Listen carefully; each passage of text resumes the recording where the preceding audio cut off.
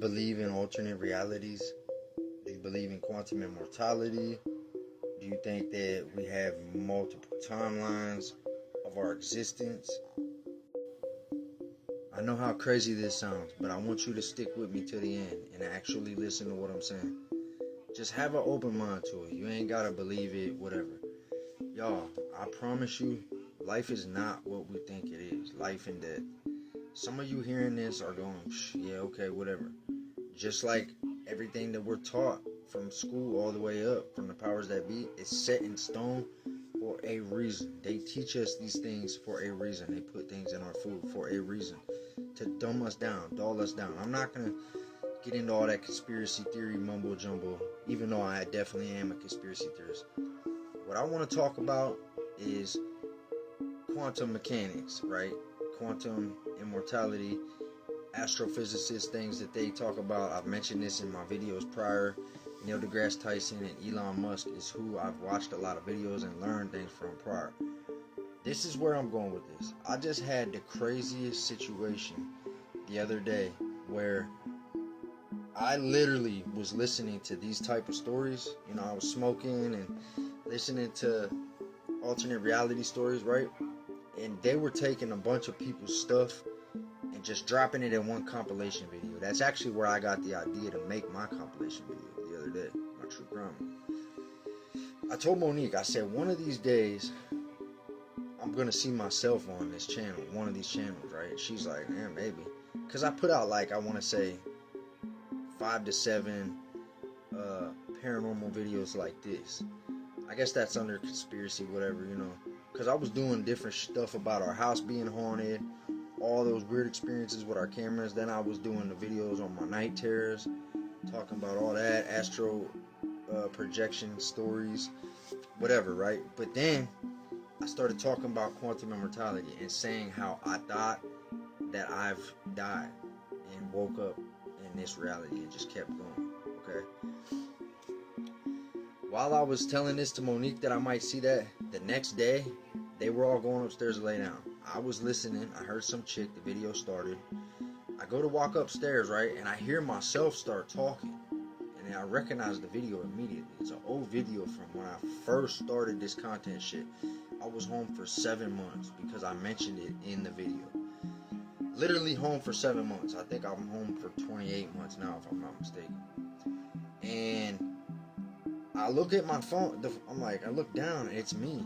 But what's crazy is my finger bumped the button and scrolled to that part, okay? 38. It took me to 38, and I could see myself and I'm talking. It wasn't like it just kept playing. I bumped the button and it took me there. So it was meant to be. Like the universe was showing me this, y'all. And it sent chills up my spine. But what really sent chills up my spine was sitting down and reading the comments. Now, mind you, it was an hour-long video or something like that. So the comments are not just specifically for me. I'm just in the middle of the video, okay? I had like a 7-minute video clip in there.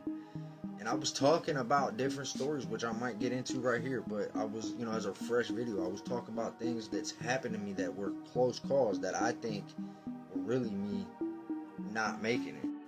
It wasn't until I started reading the comments when I found about 10 total. They had like 100 comments on it. About 10 of them were dedicated to me. And some of them said things like, that guy is very spiritually, intellectually inclined to this. Or they would say things like, oh, I got a bad impression of him at first, but he seems like a cool guy. And one said, I really wish I could talk to this guy. I have been experiencing the same things he has. Everyone calls me crazy. I really wish I could speak to him. But obviously it's just some random guy I know I never will. Okay? That was written one year ago they wrote that. Well, I wrote them back. And so far I haven't seen if they wrote back because my phone goes off so much all through the day. I really don't know. I get confused. It's crazy, y'all. Like the notifications that comes in doing this, what we do, being a content creator, having 4 platforms. I run an FB, a YT, a TT, and an IG. They're all Packy Visions TV if you want to go check them out, by the way. And then Monique's is Monique Smonger on FB and Momo Visions on TT, which I just gave her that account, my backup. Used to be hers anyways. We used to share it. That being said, right, with all that, you get a lot of notifications, so I don't catch every single one. Sometimes I'll even silence them because it just keeps going and going, and it tells you every single time, and that's too much to keep up with. But I need to go look and see if these people wrote back, because someone wrote back to that person and said he's very sensitive to dimensions. His vibrational frequency is very sensitive to dimensions, and he's stuck in a time loop of life and death.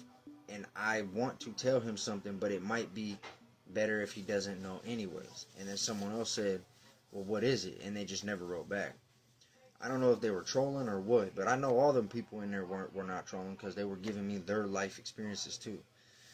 I guess I'll use the rest of this time to talk about how I had talked about the first time that I thought I passed away, which actually I left out the very first time, which was, I'm going to do a separate video on this too, so watch for that. I'll call this part 1, and I'll do that as a part 2.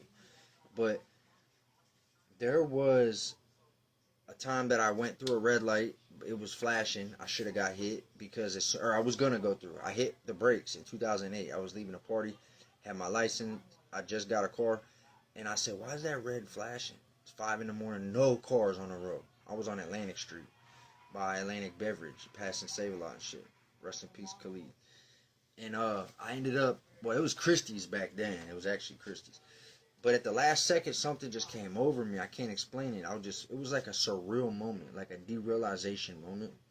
So I slammed on the brakes. And I ain't gonna lie, I was smoking and drinking that night. And as soon as I slammed on the brakes, a semi come flying through. It was gonna hit me, for sure. The semi was 100% gonna hit me.